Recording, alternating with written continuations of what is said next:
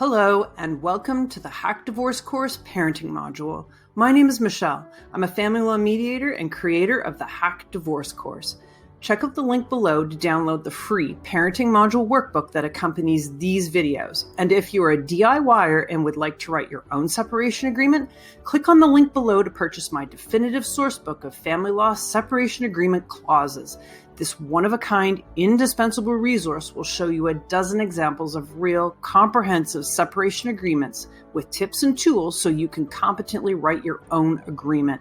Be sure to like and subscribe, and now, let's get on with it. Move with me to Section 4, entitled School, on the Parenting Plan Tool worksheet. The first question asks, who will make the decisions about what school program or school the children attend? How will these decisions be made? As I mentioned in the intro, making decisions about school is a major responsibility, and your parenting plan needs to designate which parents are taking on this responsibility. Regular communication is imperative if you're making decisions together. Designating a time to talk about your children's education, like say after each report card, might be a good approach. Beyond that, attending meetings jointly with your kids' teachers is also a very good idea. More on that in a few questions. So question number 2 asks, how will you access or share information about your child's schooling with the other parent? Who will receive copies of your children's report cards?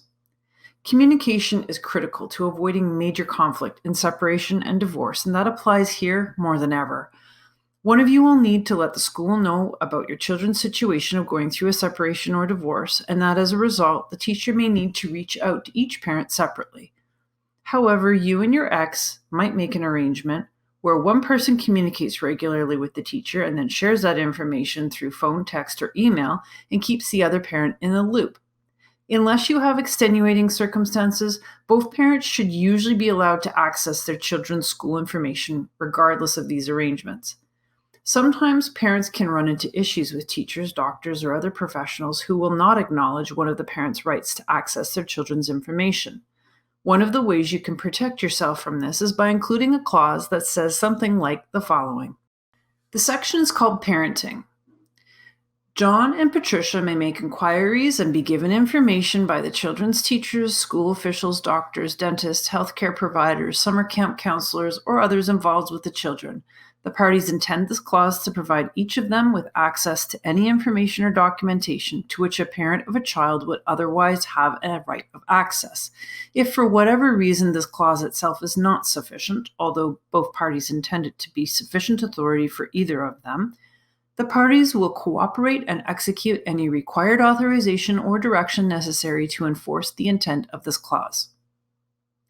So if you ever had to, you and your ex can submit a form to the teacher, doctor, camp counselor, etc., and this form would allow access to your child's information. You'll find a copy of an example of that form linked in the resources below. The next question asks, how will notification of classroom or school events be shared? Younger children often get agendas from their schools to keep track of events and assignments. If your child doesn't automatically get one of these, you may want to consider buying one and asking the teacher to use it as a three-way communication tool between them, your ex, and yourself. Some parents will each get their own set of communications from a school, and other parents designate one of themselves as the liaison, who then connects with and shares information with the other parent, as mentioned in the previous question. Question number 4 asks, who will sign permission forms and pay for special school activities? It's up to the parents to figure out who's signing forms and what is the most efficient and consistent way of doing this. If one parent is in the exclusive decision-making role around school issues, then it stands to reason that this person should sign the school forms. Beyond that, who pays for special activities is unique to your situation. Many parents split everything 50-50. Some will pay according to how much money they make or proportionate to income. For example, if one parent makes 80% of the combined income between them, they would pay for 80% of the special expenses. Another arrangement that I've seen in my practice is where the parent that the children primarily live with, who is receiving child support, will pay up to a certain amount, say $30 per school expense. And if the amount goes over, the other parent will then split the difference or pay the difference. There are a lot of ways that this can be done. When you're making your own agreements, there's a lot of room for creativity and making choices that suit your personal situation. Question number 5. How will your children get to and from school? Who will be authorized to drop off and pick up your children from school? Your kids' safety is top priority no matter what. Younger children will especially need a clearly defined transportation schedule with specified, trusted drivers that may include parents, grandparents, caregivers, siblings, and/or friends. As kids get older and exercise more independence, they may take on more responsibility for getting themselves to and from school. But as long as the kids are in your care, it's still up to you to know what the plans are regarding their transport to and from school. Question number 6. Who will attend parent-teacher conferences? Will you attend jointly or will you organize your own meeting with teachers? If it's awkward to be together with your ex, then choosing separate meetings with teachers or designating one parent to do this may be the best option. However, if you're amicable enough to attend together, then this may be preferable because if there are any issues that need to be worked out, you'll all be together, including the teacher, and it will be easier to work on solutions. Question 7. Who can volunteer at the children's school and attend school events? Understandably, parents are busy, but perhaps you will have the privilege to help out at your kid's school through volunteering.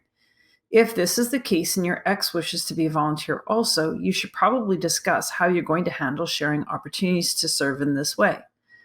This is especially important if you would feel awkward attending the same field trip as your ex. As for school events such as presentations, graduations, sports events, or arts nights, reasonable efforts should be made for both parents to enjoy these special occasions. Remember, it's better to clear the air in advance of an event than to have to deal with a challenging circumstance in the moment.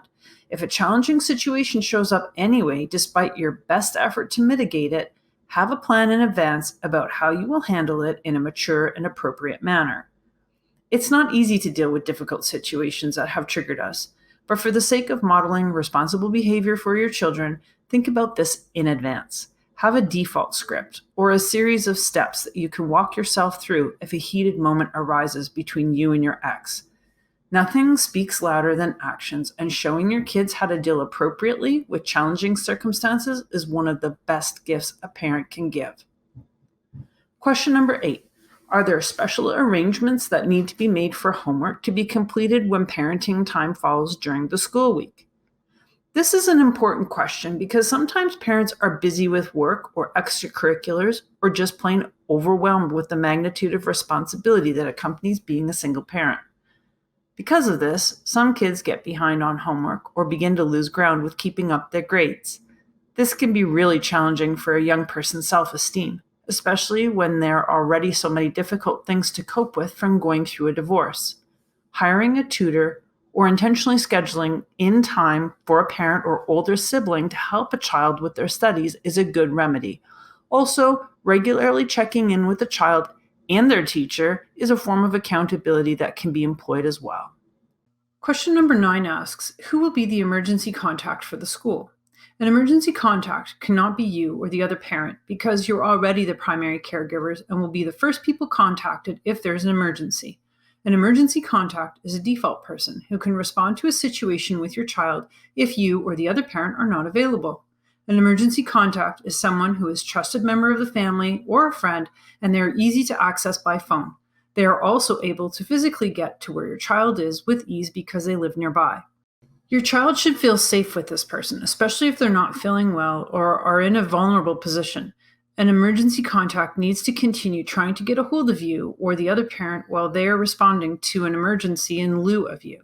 Ideally, you should have more than one emergency contact listed. Question number 10 asks, how will you make decisions about whether your child should be assessed for education-related needs? Who will pay for costs of tutoring or assessments?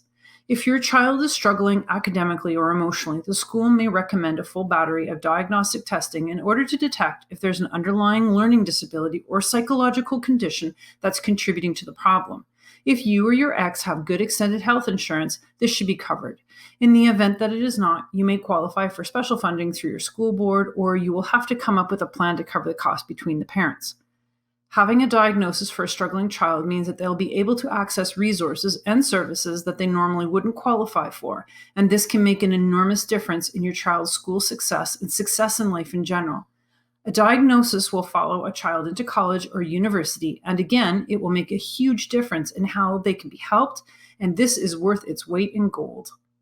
Question number 11 asks, who can take the children out of school and under what circumstances? Children may have to leave school for medical appointments, sports, or arts events, or to go on a vacation. Parents will have to decide together how this will be handled, unless one parent has all the decision-making power in this department. Today, when it comes to being involved in extracurricular activities, there are several no-cost or low-cost options and myriad of options for paid activities too. Extracurricular activities are important to the overall and well-balanced development of children. Not only do they give kids an opportunity to learn new things, but they allow them to be part of a community and to feel empowered with the skills and talents they are developing. Beyond all that, extracurriculars teach kids leadership and self-discipline. I know that finding time and money can be hard for some families, but please know that this is an investment in your child's future. Kids who participate in extracurriculars tend to be more successful academically and in other areas of their lives, and they tend to be more well-rounded. These benefits will continue for the rest of their lives.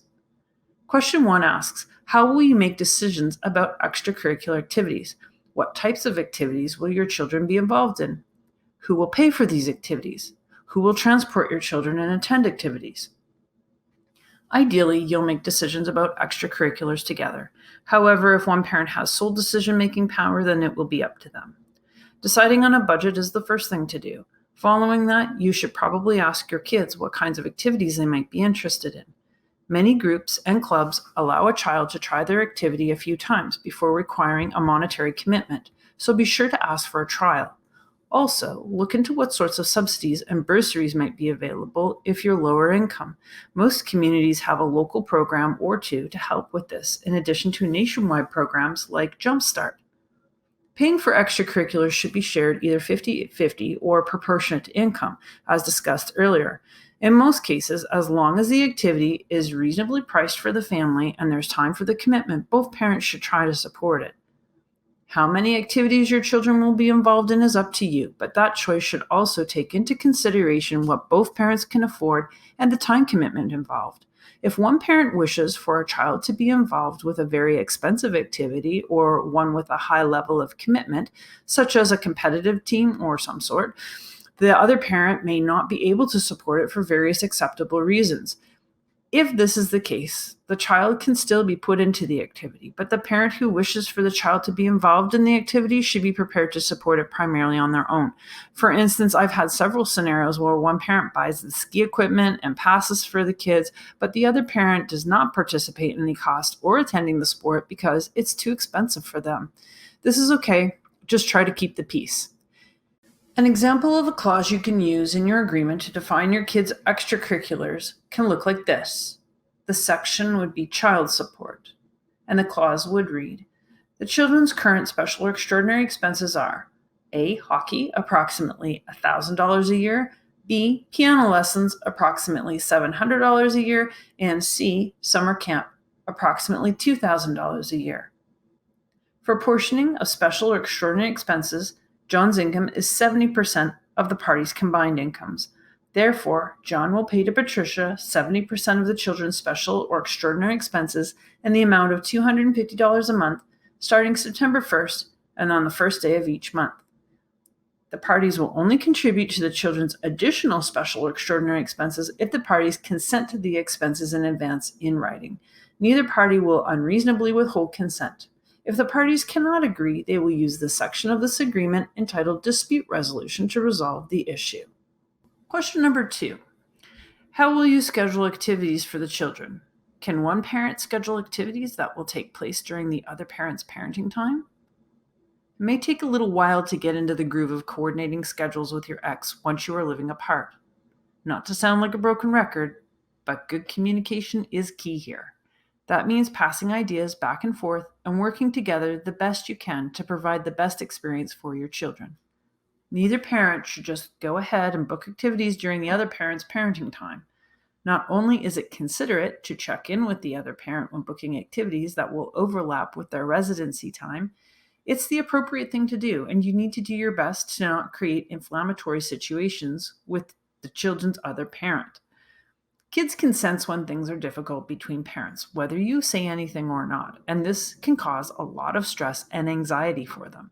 No matter how badly you want to get back at your ex and teach them a lesson when you feel frustrated, don't.